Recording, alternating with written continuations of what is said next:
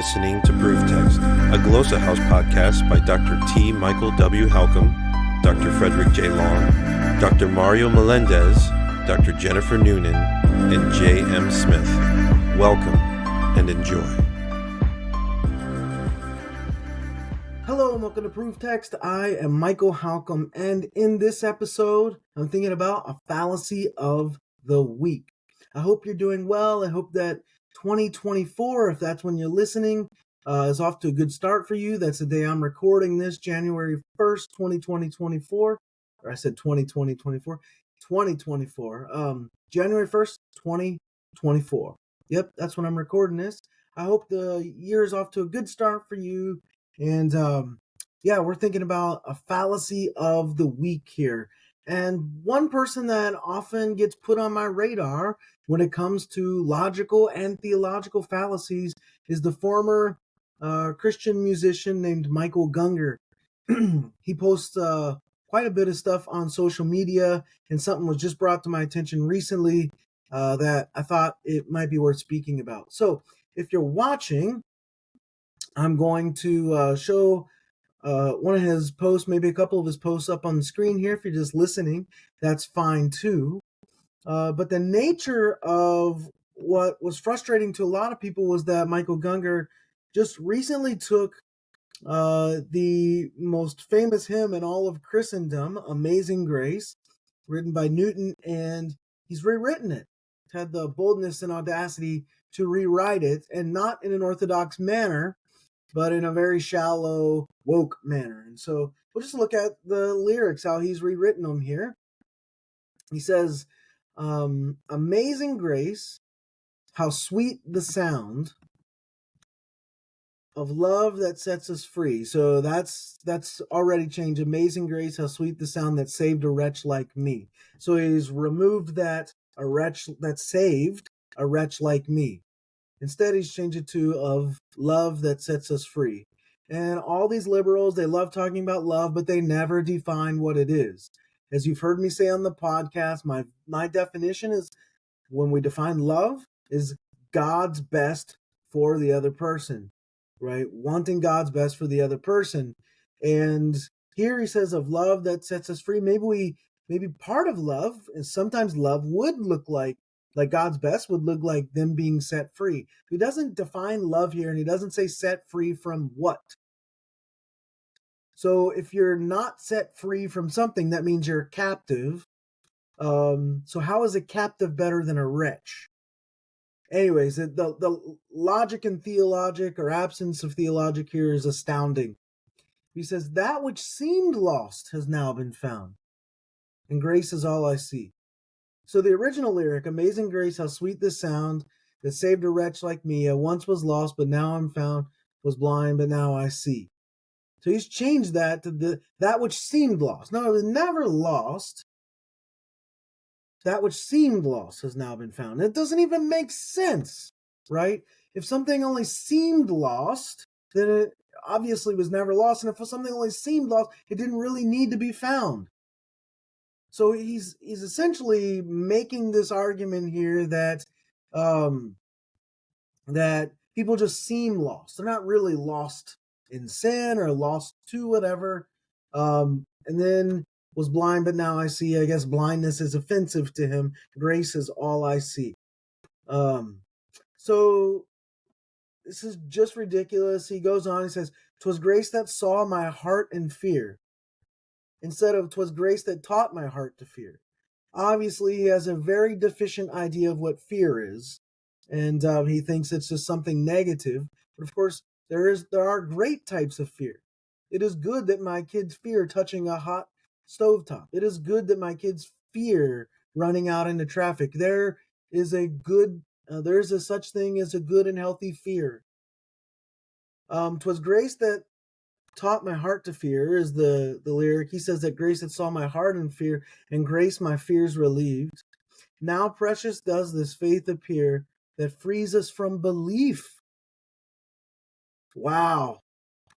Precious does this faith appear. It isn't precious. It just appears faith. Now precious does this faith appear. Now it appears precious. Why? Because it frees me from belief, frees us from belief. This is astounding.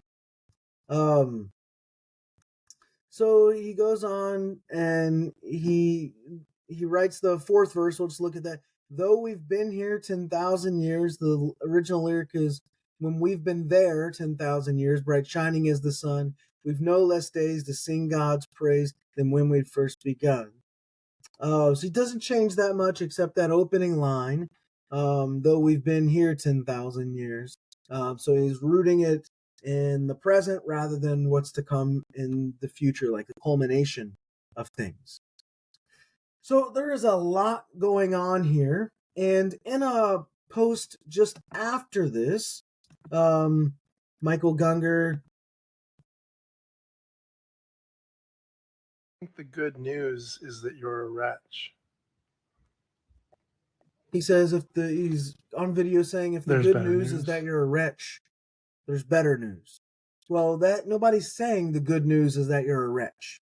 Right? This is a straw man argument. He just made this up to knock it down, and then to make it seem like he's the hero with the answer. And so in this post, he goes on to whine a bit, and he says, any gospel that says that you're anything less than the beloved or the image of God is a perversion of the gospel. Wow. Someone telling you that you're a wretch and then saying that's part of the good news is engaging more in gaslighting and blasphemy than, you should have said than in preaching the message at the Prince of Peace talk. Wow. The good news is you are enough as you are now. Where is that in the scripture? That's not what 1 Corinthians 15 says. That's not what the Gospels say when it comes to the good news gospel. Right? It says nothing is missing. You are seen and loved completely already. Wow. So he's got to hang up here with being called a wretch, and he doesn't want to be called a wretch. He doesn't want anybody else to be called a wretch, and this is his problem.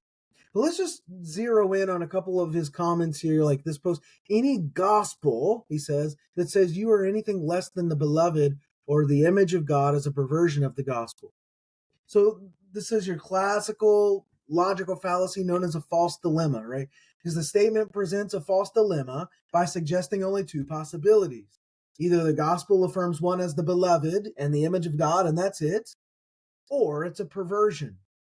So he's overlooking like tons of nuance within the Orthodox perspective, but the scripture does not define the beloved or the image of God, right? It doesn't equate them with the gospel, the definition of gospel. He's just making this up, right? So in traditional Christian teaching emphasizes at one and the same time that all humans are created in the image of God, Genesis 1:27, so Genesis 1, but also teaches that the fallen nature of humanity, Genesis 3, exists. So you can't have Genesis 3, which he wants, or which he doesn't want, without also having Genesis 1. And you can't have Genesis 1 without also having Genesis 3. They're part of the same story. He's wanting to scrub the story of Genesis 3, the Orthodox view that acknowledges this sort of duality between being bearers of God's image while also being fallen and needing redemption through Christ. So he's actually perverting the gospel by making up a new one. Paul tells us in Galatians 1 that if someone should come to you and preach a gospel other than one that he preached to you, it's anathema. Let them be anathema. Even if it's an angel or a human, let them be anathema. This is anathema. This is blasphemous, what he's saying. He is totally distorting the gospel and what the gospel is, and he's running with these ideas of image of God and the beloved, and he's distorting those as well. So he goes on to say, someone telling you that you're a wretch and then saying that's part of the good news is engaging more in gaslighting and blasphemy than in preaching the message of the Prince of Peace talk. Okay, and logical fallacy. He's prone to doing this. Straw man, totally. Constructs a straw man argument by misrepresenting the Orthodox position on human sinfulness and redemption, So he constructs this new thing that it's a misrepresentation. He comes along, boom, knocks the misrepresentation down, makes himself looks like a hero, a logic hero with the argument. He's also engaging, by the way, in begging the question here. Logical fallacy known as begging the question. And so in begging the question, he's assuming that calling someone a wretch is gaslighting and blasphemy, and he never substantiates that, ever. So he's begging the question, he never substantiates that is the case, right? He's just making this claim that it is. But, thinking too, like just from a theological perspective, offering a theological critique, recognizing one's own sinfulness is actually integral to Orthodox Christianity. It's integral. It's central to it, right? It's actually seen as a prerequisite for understanding the need for Christ's redemption. The good news is that despite sinfulness, salvation is offered through Jesus Christ. And that aligns with, that actually is the message of the Prince of Peace, right? So what he's doing is actually blasphemous. And what he's doing is major gaslighting. Making people think that they're the crazy ones following this definition of wretch and sinfulness, this definition of gospel, that they're crazy for doing that, and that they've been gaslighted and they need to accept these new definitions of his, which are just out there, right? Which are not in scripture at all. He says, the good news is you are enough as you are now. Nothing is missing. The logical fallacy here is just gross oversimplification, period. We also have non sequitur taking place, I think. So when you think about the gross oversimplification, what he's doing is oversimplifying the doctrine of Christian salvation. He's ignoring aspects of it like redemption and transformation and so on and so forth. Let me say a word about that. What I think he's doing is he wants Genesis 1 without Genesis 3. That he wants this idea of redemption or salvation, that we're not saved from anything.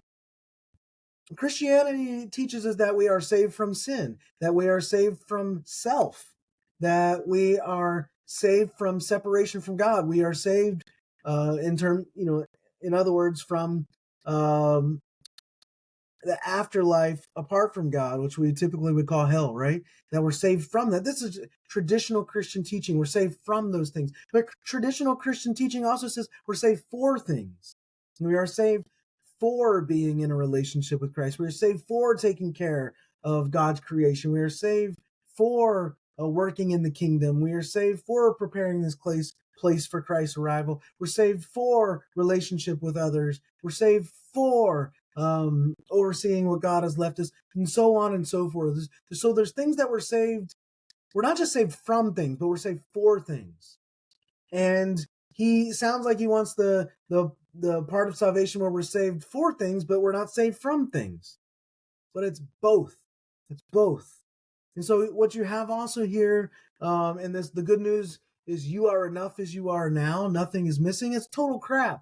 That's not the Christian message at all. It hasn't been for thousands of years. This is toxic positivity, and it's built on a non sequitur. Right? A non sequitur is just Latin for it doesn't follow. Because the conclusion that one is enough as they are now does not logically follow from Christian teachings about sin and salvation. No, you are not enough as you are now. And you'll never be enough. You need Christ. Right? Nothing is missing. Yes, something is missing. If Christ isn't in your life, Christ is missing. And so while we affirm the inherent value of each person made in God's image, Orthodox Christianity also stresses the need for divine grace for salvation, saved from and saved for. And it emphasizes the sufficiency of Christ's life and death and resurrection and promised return. It emphasizes the sufficiency of Christ for us. The gospel has never been human sufficiency. In fact, that is anti-gospel. There is no hope in just sheer human sufficiency, that we're enough as we are now, that nothing is missing. This is not the gospel, patently not the gospel. This is blasphemous, what he's saying. So all of this is rooted in a lot of logic fails, logical fallacies, and theological fallacies. And so from an Orthodox Christian perspective, I think what he's saying, misrepresents a lot of things, misrepresents key beliefs and views and doctrines about human nature and sin and salvation. And so everything he says is like laden with logical fallacies, like false dilemma and straw man and begging the question, oversimplification, non sequitur. And all these logical fallacies that characterize what he said here weaken his overall points or attempted arguments, and they conflict deeply with the views of traditional Christianity, and also just the complexity of human nature and the multifaceted nature of salvation. So, I have a lot of issues with what's going on here, and I really wish Michael Gungor would come back to his senses. It seems he's gone so far off. This guy needs real prayer and he needs some real discipling. He swallowed the woke pill, drank the woke Kool-Aid, and he's into this toxic positivity and all this other stuff. And what he is espousing is fallacious. It is blasphemous. It is not the gospel, not even close to the gospel, and it is not at all in line with historic traditional Orthodox Christianity. All right, I'm going to stop there and say I hope that helps. Interested in growing your ancient language skills but not sure where to start? Glossa House can help. From illustrated readers and short stories to lexicons and grammars, Glossa House offers a variety of resources for beginning, intermediate, and experienced ancient language learners. Head to glossahouse.com today. Glossa House, language resources for the global community.